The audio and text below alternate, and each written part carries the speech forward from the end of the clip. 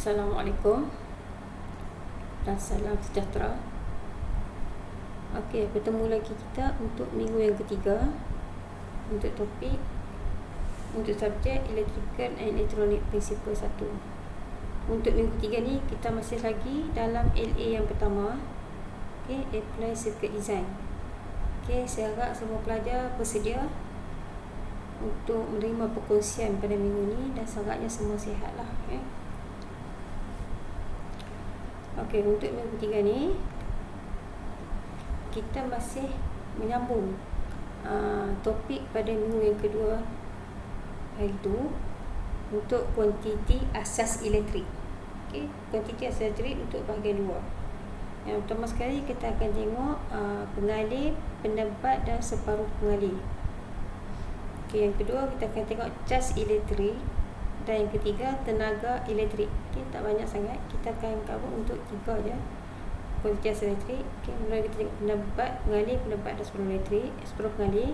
Yang kedua, cas elektrik. Dan yang ketiga, tenaga elektrik.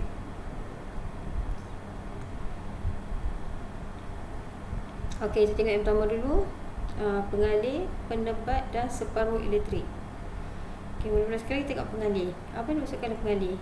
Okey, pengalih ni adalah bahan yang boleh mengalirkan elektrik. Okey, pengalih digunakan untuk wayar dan kabel elektrik. Okey, pengalih ni dia mempunyai elektron bebas yang akan bergerak mengikut arah tertentu apabila beza keupayaan dikenakan melintang bahan itu. Okey, contoh untuk pengalih elektrik krom, perak dan aluminium. Okay, seterusnya pendebat. Pendebat adalah bahan yang tidak boleh mengalirkan elektrik. Okay, tadi kalau pengalih adalah bahan yang boleh mengalirkan elektrik. Untuk pendebat, bahan yang tidak boleh mengalirkan elektrik. Okay, bahan ini tidak mempunyai elektron bebas atau mempunyai terlalu sedikit elektron bebas dalam dia. Okay, kegunaan pendebat ni adalah untuk pendebat kepada wayar dan kabel elektrik. Okay, untuk mendebat pengalih tadilah aliran arus elektrik. Okey, contoh dia seperti getah dan kaca. Okey, ni contoh pendebat lah. Okey, seterusnya separuh pengalih. Okey, separuh pengalih atau semikonduktor. Okey, separuh pengalih ni adalah bahan-bahan yang mempunyai ciri-ciri elektrikal di antara pendebat dengan pengalih. Okey, separuh pengalih ni dia pengalih pun bukan, pendebat pun bukan. Dia mempunyai ciri-ciri elektrikal di antara pendebat dan pengalih.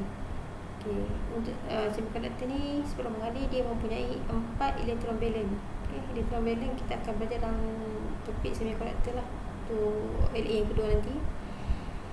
Apa kegunaan separuh pengalih? Okey, separuh pengalih ni kita gunakan untuk membuat komponen elektronik. Okey, contoh separuh pengalih tulen adalah silikon dan germanium. Okey, untuk silikon 0.7 volt dan untuk germanium 0.3 volt. Okey, yang ni kita akan tengok nanti.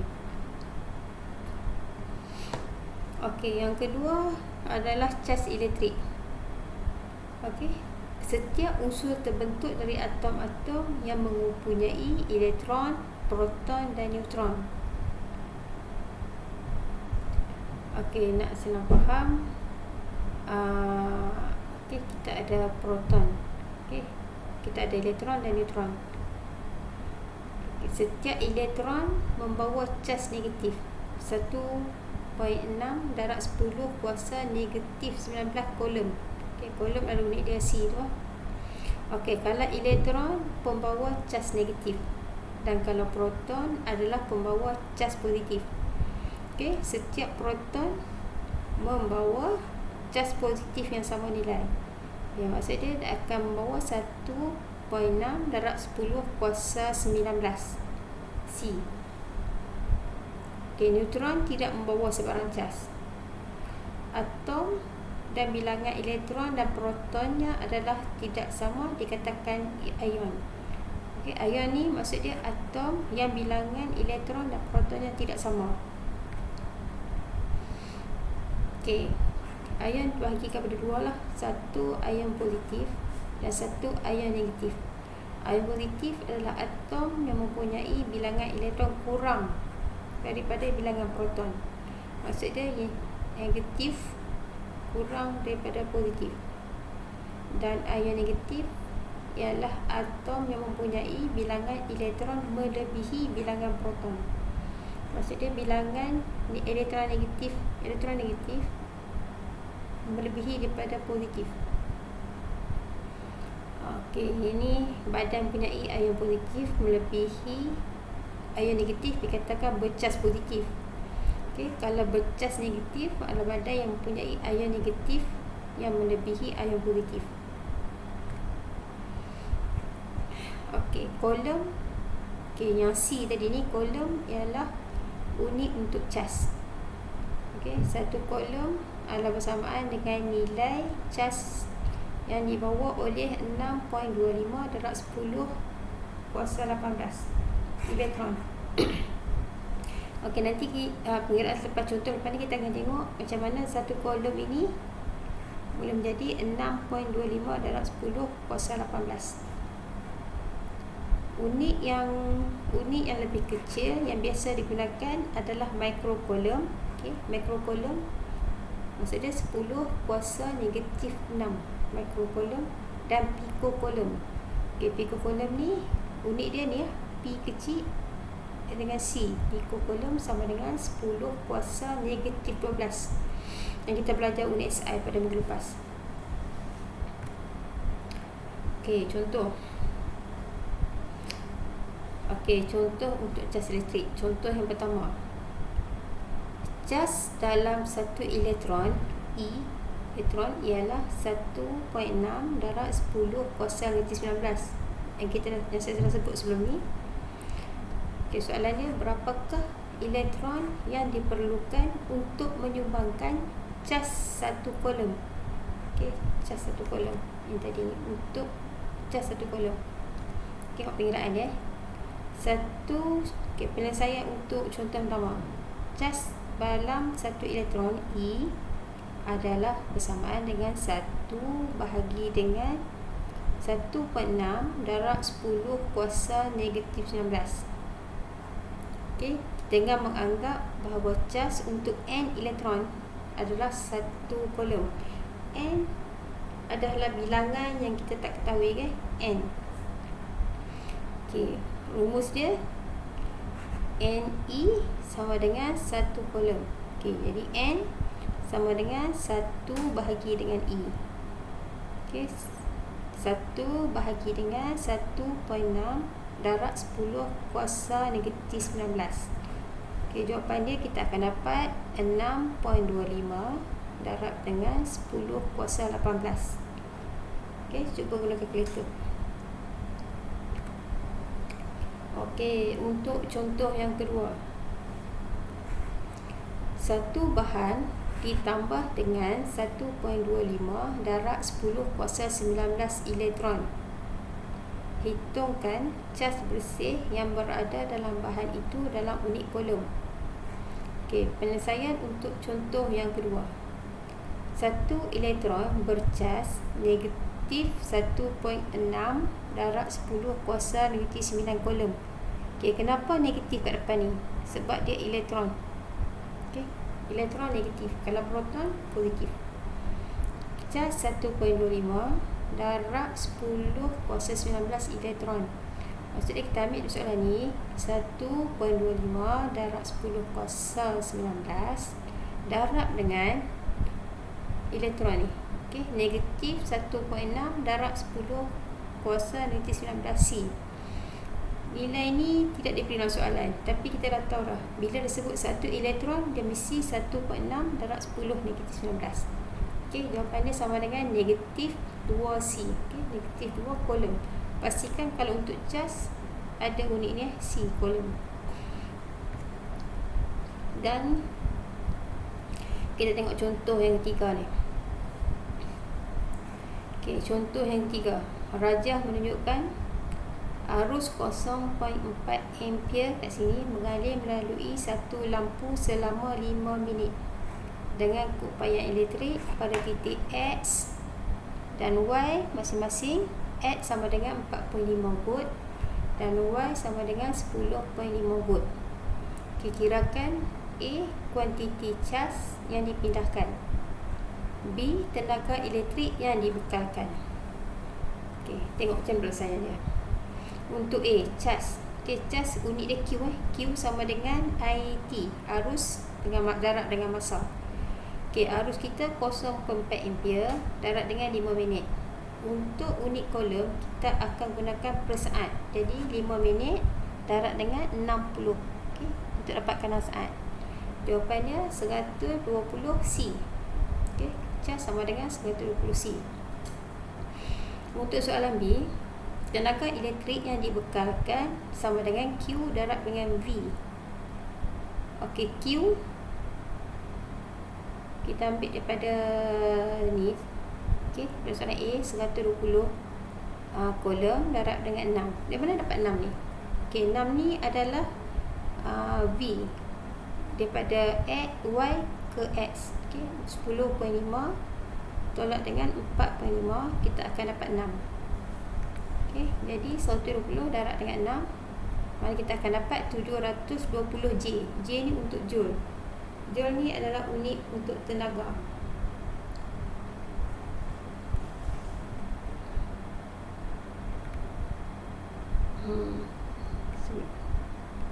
Okay, tenaga ni kita akan belajar selepas ni. Tengok contoh dulu. Okay, unit kuantiti asas elektrik yang terakhir untuk minggu ketiga ni adalah tenaga elektrik. Okey, apa maksud tenaga elektrik? Tenaga elektrik bermaksud jumlah tenaga yang dibekalkan oleh sumber elektrik yang bersambung di dalam litar.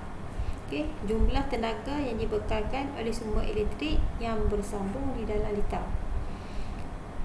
Okey, Joule adalah kerja yang dihasilkan oleh tenaga elektrik pada satu kolom aliran arus elektrik.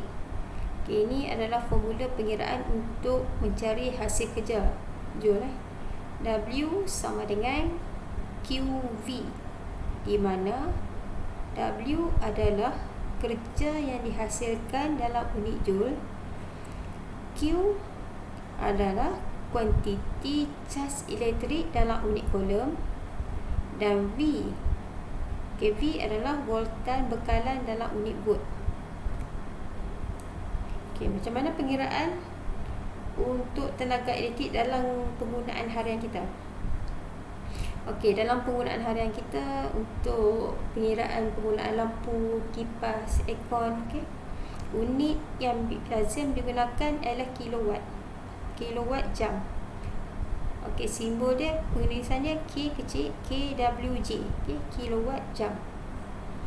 Kilowatt jam ialah tenaga elektrik yang digunakan pada kadar 1 kilowatt atau 1000 watt. Okey, sebab bila kilo ni dia akan ada 3 kosong, jadi 1 kilowatt sama dengan 1000 watt. Okay, dalam masa 1 jam.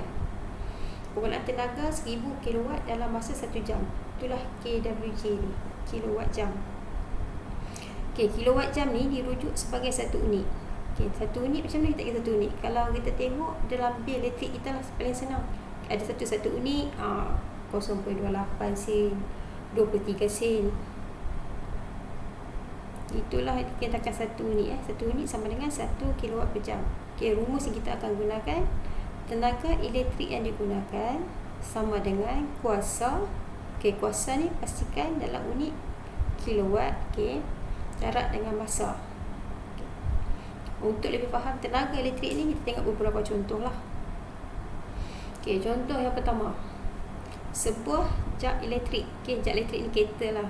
Sebuah jak elektrik mempunyai label 2.2 kilowatt 240 volt. Okay, yang ni dia ada tulis kat tepi tu, 2.2 kilowatt 240 volt. Okay, soalan dia, hitungkan arus yang mengalir melalui jak ini.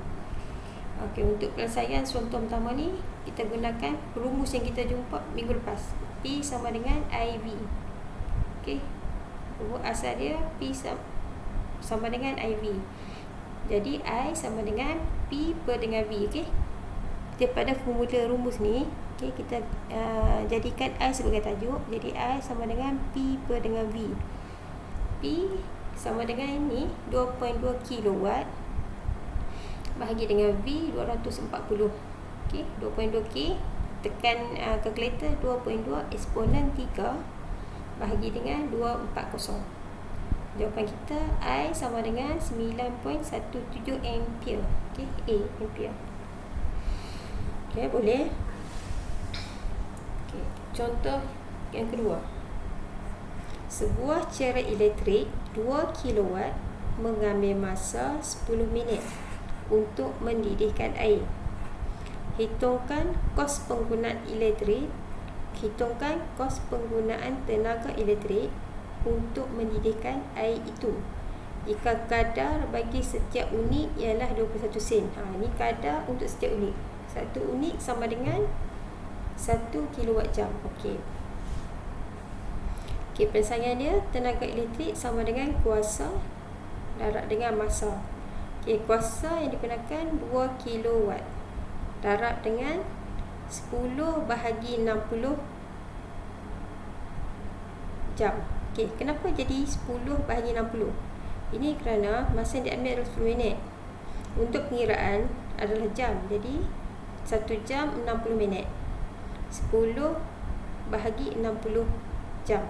Okay, 10 bagi 60 sama dengan 1/6. Jadi 2 kilowatt darab dengan 1/6 sama dengan 1/3 kilowatt jam. Okay, 1/3 kilowatt jam adalah bersamaan dengan 1/3 unit. Tak sampai 1 unit pun. Okay, 1/3 unit. Harga untuk setiap unit ni 21 sen. Jadi 1/3 unit darab dengan 21 sen. Jadi kos kos penggunaan dia adalah 7 sen untuk mendidihkan air ni. Okey, tengok contoh seterusnya. Okey, contoh yang ketiga. Jika satu pengamal udara dengan kuasa kuda 1 horsepower menggunakan 1200 watt. Okey, menggunakan 1200 watt tenaga elektrik untuk operasi. Manakala penyamal udara 20% cekap tenaga menggunakan 960 watt tenaga elektrik. Kirakan kos penggunaan penyamal udara jika kadar bagi setiap unit ialah 25 sen. Contoh tadi 1 sen, contoh ni 25 sen. Kita tengok macam penyelesaian dia. Okey, penyelesaian dia untuk kadar biasa, okey, kos sama dengan 1.2 kilowatt darab dengan 365 hari darab dengan 7 jam darab dengan 25 sen. Okey, 25 sen ni adalah kos untuk 1 unit. Okey, jadi jawapan dia RM766.50. Okey. Untuk setiap hari. Ini kita menganggarkan satu hari kita menggunakan aircon penyamal udara ni 7 jam. Okay, untuk kos kalau kita menggunakan yang jenis cekap tenaga yang penyematan 20% tu, okay, kos sama dengan 0.96. Sebab diberi kat sini 960 watt. Jadi bersamaan dengan 0.96 kilowatt darab dengan 365 hari darab dengan 7 jam sehari dan darab dengan 25 sen. Okay, untuk satu unit. Jadi jumlah kos untuk cekap tenaga adalah RM613.20 sen. Okey, RM613.20 sen. Okey, nampak perkhidmatan kat sini lah untuk 20%. Okey, kita dah faham yang tadi. Jadi saya ada beberapa soalan dan kita kena cuba buat soalan ni. Sebab lepas ni kita akan macam biasa kita akan ada quiz. Jadi kita kena faham. Okey, kena faham baru senang untuk jawab quiz. Okey, untuk soalan yang pertama, 1.875 darab 10 kuasa 19 elektron disingkirkan daripada suatu bahan yang bercas positif 2C. Okey, positif 2 kolom. Hitungkan cas bersih yang berada dalam bahan itu dalam unit kolom. Okey, itu soalan pertama. Okey, soalan yang kedua. Satu mentol menyala apabila dibekalkan dengan bekalan kuasa arus terus. Jika arus yang mengalir melalui mentor dalam semasa seminit adalah 1.5 ampere. Okey, soalannya A. Berapakah cas elektrik yang telah mengalir dalam tempoh masa seminit? Okey, B. Hitung bilangan elektron yang mengalir melalui mentor tersebut dalam tempoh masa seminit. Okey, sini diberi magnitud cas satu elektron ialah 1.6 darab 10 kuasa negatif 9 C. Okey, dah dapat. Kita tengok. Okey, soalan latihan yang ketiga. Sebuah penyamak udara dengan kuasa 1500 watt dipasang selama 20 jam. Bayaran bagi satu unit elektrik adalah 23 sen. Okey, satu unit maksud dia 1 kilowatt. A. Berapakah unit elektrik yang digunakan? B. Berapakah kos penggunaan penyamak udara ni? Okay, kita tengok macam mana penyelesaian dia. Okay, untuk soalan pertama tadi, soalan latihan pertama, penyelesaian dia, satu elektron bercas. Okay, bila elektron dia ada negatif kat sini. Negatif 1.6 darab 10 kuasa negatif 19 kolom. Okay, cas 1.875 darab 10 kuasa 19 elektron. Okey, pengiraan dia kita ambil ni, nilai ni 1.875 darab 10 kuasa 19 darab dengan satu cas elektron ni negatif 1.6 darab 10 kuasa negatif 19 kolom. Jadi kat sini kita kena dapat negatif 3 kolom. Okey, oleh itu cas bersih yang diberi tadi positif 2.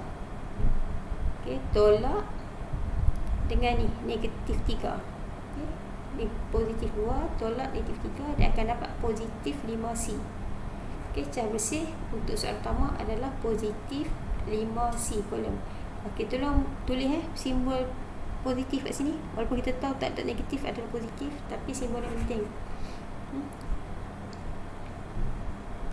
Okey, untuk soalan yang kedua, penyelesaian dia untuk yang soalan A, 1 minit sama dengan 60 saat. Okey, daripada rumus kita akan pakai, formula kita akan pakai Q sama dengan IT.